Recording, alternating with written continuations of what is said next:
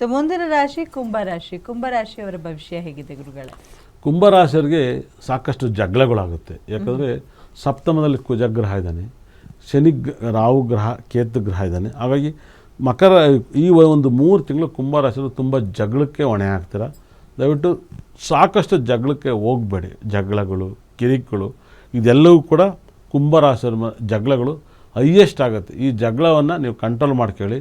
ನಿಮಗೆ ಎಷ್ಟು ಜಗಳದಿಂದ ನೀವು ಆಚೆ ಬರ್ತೀರೋ ಅಷ್ಟು ನಿಮಗೆ ಒಳ್ಳೆಯದು.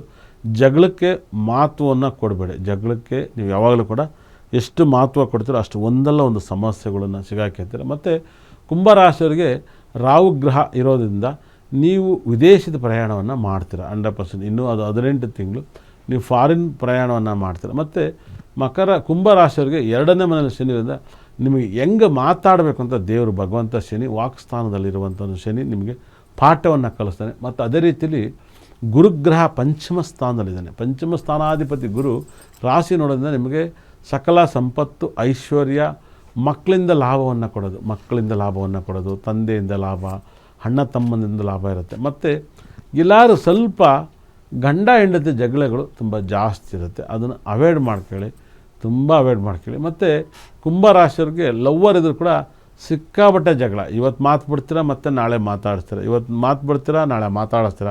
ಈ ಥರದೊಂದು ನಡೀತಾ ಇರುತ್ತೆ. ಇಲ್ಲ ಪರ್ಮನೆಂಟ್ ದೂರ ಆಗಲ್ಲ, ಬೆಂಕಿ ಹತ್ಕೆತಲೇ ಇರುತ್ತೆ. ಈ ಬೆಂಕಿ ಹತ್ಕೋಬೇಕಂದ್ರೆ ನೀವು ಕಮ್ಮಿ ಫೋನಲ್ಲಿ ಮಾತಾಡಿ, ಕಮ್ಮಿ ಜಗಳಾಡಿ. ಹಾಗಾಗಿ ನೀವು ಕುಂಭರಾಶಿಯವ್ರಿಗೆ ಅಷ್ಟು ಐಶ್ವರ್ಯ ಇರುತ್ತೆ. ಮತ್ತು ಈ ವಾರ ನಿಮ್ಗೆ ಏನಾದ್ರು ಭಯಂಕರವಾದ ಕೋಪ ಬರುತ್ತೆ. ನೀವು ತುಂಬ ಕೇರ್ಫುಲ್ ಆಗಿರಿ.